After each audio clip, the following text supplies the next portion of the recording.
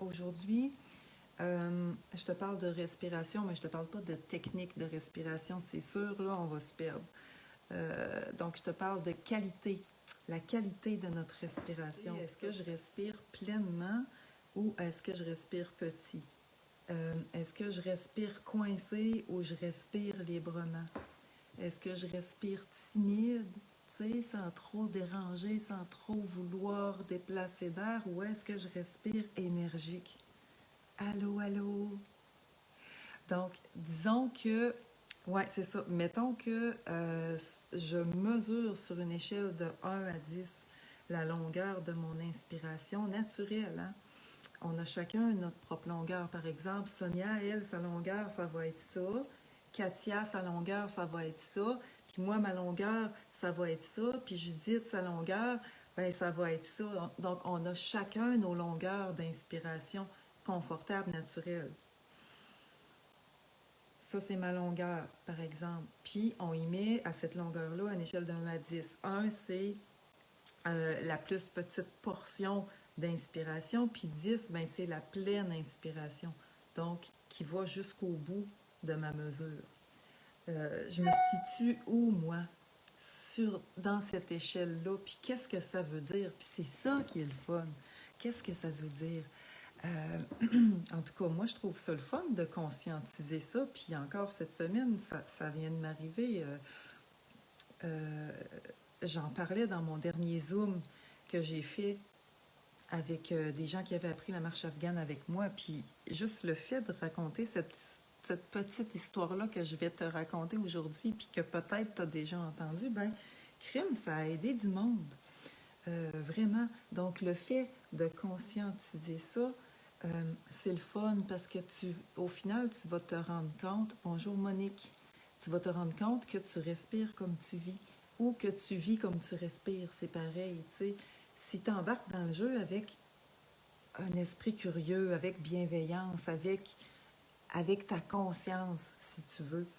Donc, c'est ça, à partir du moment où tu prends conscience de la qualité de ta respiration, ben, tu peux changer les choses si, si c'est limitant. Si tu respires d'une façon petite, si tu respires d'une façon timide, c'est limitant. Donc, à partir du moment où tu en prends conscience, tu peux changer les choses. Moi, je pensais que je respirais super bien. En plus, je faisais de la marche afghane, je m'oxygénais à fond, nanana, mais du coup, je respirais pas. Tu vas voir, je vais te raconter ça. Donc, je vais juste me présenter un petit peu. Moi, je tripe sur la marche. Je tripe sur me rencontrer dans la marche. Me connaître, puis me transformer naturellement, sans forcer, en marchant. C'est ça mon jeu dans la vie, c'est ça ma passion, c'est ça que j'aime. Donc, j'enseigne la marche afghane, j'enseigne aussi la marche perceptive. Bonjour Yvonne.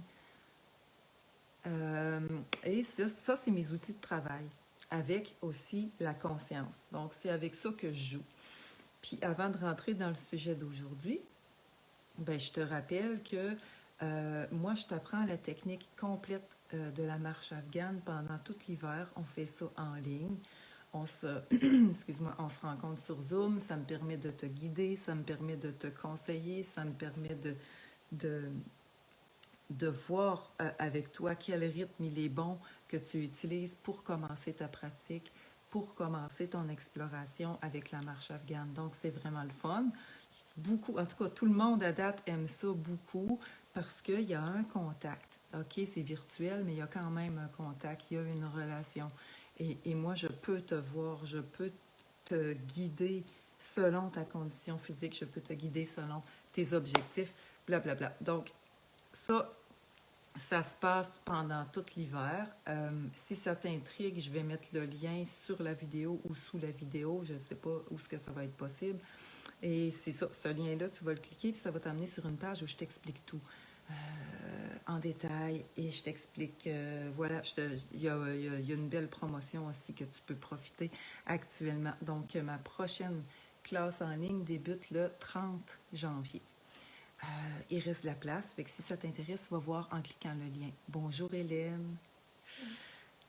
Voilà, donc dans mon dernier live, je ne sais pas si tu étais là, mais en tout cas, je résume là, pour faire vite. je te disais que j'ajoutais une mécanique particulière à ma façon de marcher, puis aussi à mes sports. Donc, je te disais que c'est en intégrant cette mécanique-là que moi, je me construis et je garde sur le long terme un bon moral.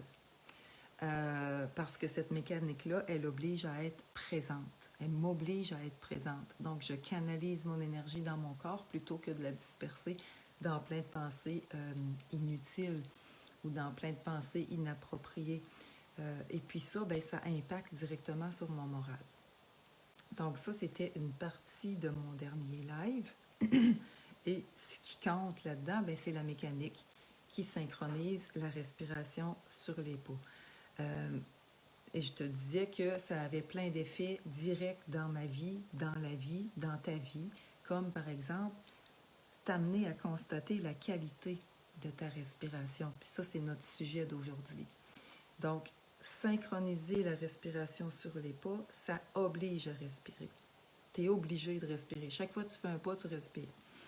Mais je respire comment? Je respire petit, je respire pleinement, je respire timide, je respire coincé, je respire confiant, je respire énergique.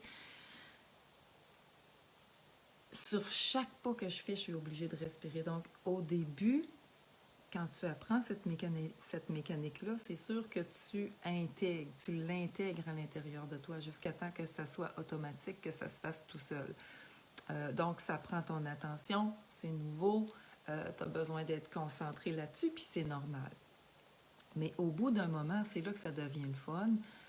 Quand la mécanique, elle est acquise, tu prends plus conscience de ton aisance à respirer. Tu prends plus conscience de la qualité de ta respiration. Puis pour illustrer ça, je te raconte mon histoire. Moi, j'ai appris la marche afghane en 2014 et je pense qu'on devait être en 2016 quand ça m'est arrivé. Donc, tu sais, un bon 2 ans après que j'ai appris la marche afghane, puis que j'allais marcher tous les jours, que ce soit en ville, que ce soit en campagne. Puis ce matin-là, ben c'est ça, je marchais avec la mécanique, puis je marchais dans différents rythmes, puis je me souviens, allô, j'ai plein de beaux commentaires, je vais y revenir tantôt. Donc, c'est ça, j'étais arrivée en haut d'une côte, puis je me suis arrêtée parce que je me sentais pas vraiment bien. Mais c'était pas un gros malaise physique, là, mais c'est juste, voyons, je me sentais pas bien, j'avais l'impression que je manquais d'air. Puis, ça me faisait, tu sais, comme le sentiment, avec ma raison, c'était pas logique, là, j'avais le sentiment de manquer d'air, mais ça se faisait pas de manquer d'air parce que je respirais en titi. Tu sais, ça fait que c'était vraiment une impression, si tu veux. Puis là, j'ai compris que je respirais tout petit. Je respirais presque pas. Même avec la mécanique de la marche afghane que j'utilisais depuis 2 ans. Je ne m'autorisais pas à respirer pleinement. Puis c'est à partir de ce moment-là que ben, tout a changé dans ma vie. Beaucoup de choses ont changé dans ma vie. Ma vie, elle a switché, elle a tourné. Puis c'est ça que je veux partager avec toi. Donc, pour te montrer sur mon échelle de 1 à 10 que je disais au début, 1, c'est la partie où je respire, 1, je respire très peu, puis 10, je respire pleinement. Bon, mais sur cette échelle-là, moi, je devais respirer 4, 5, puis je vivais comme ça, puis j'étais pas mal, là. Moi, je pensais que je respirais bien, puis je faisais de la marche afghane, je respirais beaucoup, je respirais complètement, je respirais normalement, mais je ne m'accordais pas de respirer pleinement, même avec la mécanique.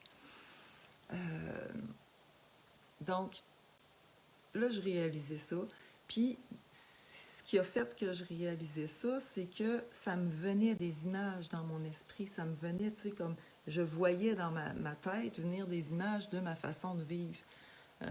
Ma façon de vivre, c'était des situations, par exemple, où j'avais peur de m'affirmer vraiment, de dire ce que je pensais vraiment, sans avoir peur de ce que les autres allaient penser de moi.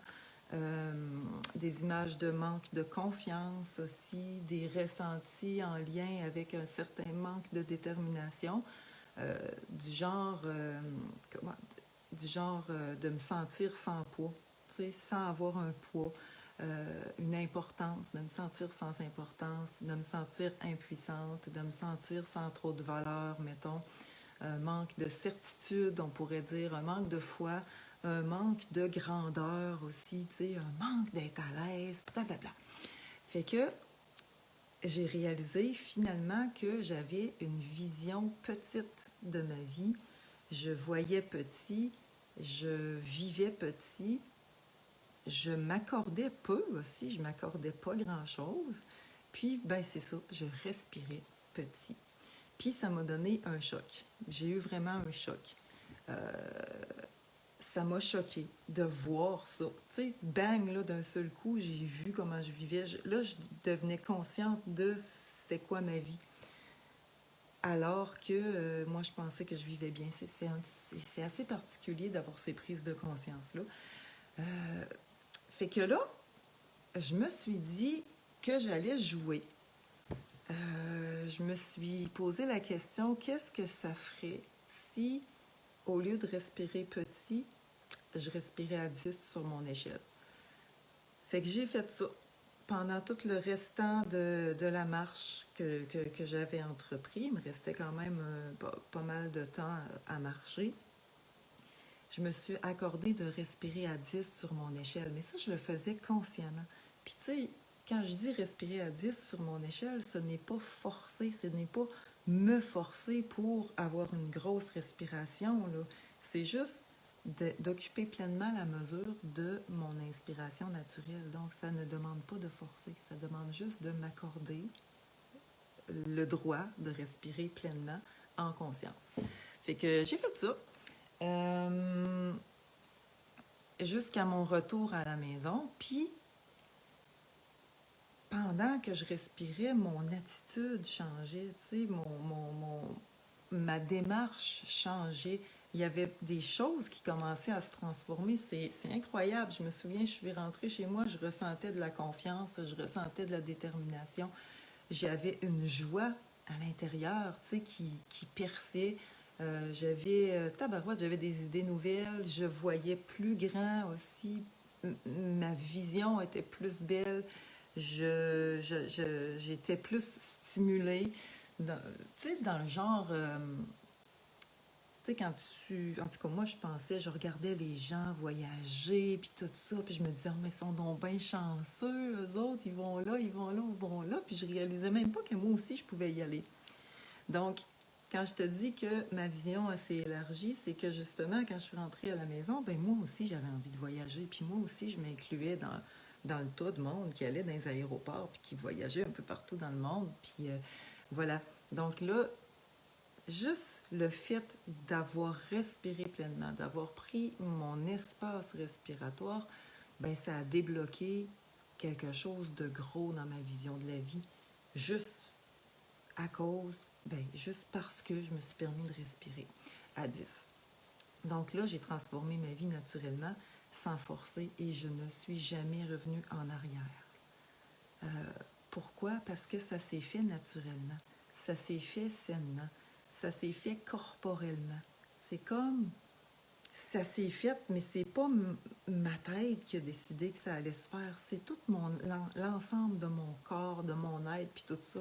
Puis c'est la raison pour laquelle je pense que je suis jamais revenue en arrière, parce que c'était comme quelque chose de complet. Euh, donc, c'est ça. Euh, voilà, je sais pas si tu as des questions, mais moi j'en ai une. Je veux savoir si tu penses, toi, que ça vaut le coup, si tu m'écoutes depuis le début, de prendre conscience de la qualité de ta respiration. Si ça vaut le coup de prendre conscience de où tu te situes sur ton échelle. Parce que tu peux faire quelque chose avec ça, mais tu peux faire quelque chose en jouant, tu peux faire quelque chose en t'amusant, tu peux faire quelque chose, tu peux commencer une transformation sans que ce soit un effort, un fardeau ou quelque chose. Juste t'accorder de respirer pleinement puis d'être conscient de ce que tu es en train de faire. En tout cas, puis si jamais tu as besoin, je ne sais pas si tu as des questions, si jamais tu as besoin d'un soutien, contacte-moi, je vais t'aider. Je vais t'aider parce que Sérieux, cette semaine encore, j'ai reçu un super beau témoignage d'une jeune femme euh, à qui j'ai raconté cette histoire-là dans mon Zoom la semaine passée. Puis elle me disait, ben, tu sais, moi, ça me parle ton histoire. Moi, je me sens interpellée par ça. Puis ça me donne envie, tu sais, d'aller marcher. Ça me donne envie d'apprendre. Ben, en tout cas, là, c'était apprendre la marche afghane. C'est sûr que ça aide, c'est certain, parce que t'es carrément en contact avec ta respiration tout le temps. Puis cette fille-là, ben, crime, peut-être qu'elle va se libérer ou pas se libérer, mais tu sais, se donner accès, s'ouvrir une porte à quelque chose de tellement plus beau, tellement plus grand, tellement plus doux que ce à quoi qu'elle est habituée de vivre, puis qu'elle pense que c'est normal, puis que c'est ou que ça. Donc, voilà, je sais pas, je vais aller voir les petits commentaires que tu me laisses. Bonjour Yvonne, Hélène, Olivier. Ton cours m'a aidé et m'aide encore d'une façon que je n'avais pas du tout envisagée. Je me suis rendu compte que, oh my God, que ce que j'ai appris me sert dans presque tous les aspects où j'ai besoin de ma force physique et que je suis en mouvement. Mon Dieu, à présent, je peux dire que je l'ai intériorisé et j'en tire un grand bénéfice.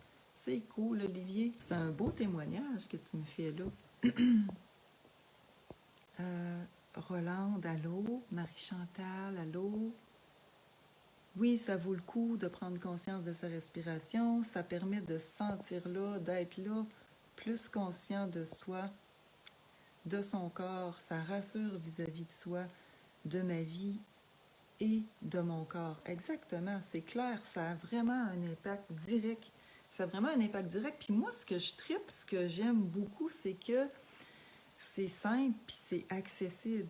Puis c'est ça, je le sais que je répète peut-être, mais c'est quand tu es conscient de ce que tu es en train de faire, comme dans mon histoire, tu sais, j'avais ressenti le petit malaise, bon, j'avais pris le temps de m'arrêter, puis là, il y a un mécanisme, un processus qui s'est mis en marche, je me suis vue vivre, tu sais, puis ben, ce que j'ai vu, ça m'a pas plu, ça m'a même attristé, ça m'a choqué. Quoi, je fais ça, moi? Quoi, je vis comme ça? Moi, j'en étais pas consciente. Bon, ben après, on joue, tu sais, prendre ça léger, jouer à aller chercher son souffle pleinement. Euh, c'est ça qui fait que la transformation, elle est facile, elle est douce, puis elle est durable. Euh, voilà, c'est le fun. Ben, crime, je vous remercie tout le monde d'avoir été là. Euh, Gênez-vous pas si vous avez un commentaire, si vous avez une question, même en différé, moi je vais te répondre. Je te souhaite un bel après-midi ou une belle soirée si tu es en France. Je te dis à jeudi prochain, 13h30. Merci d'avoir été là. Ciao, bye bye.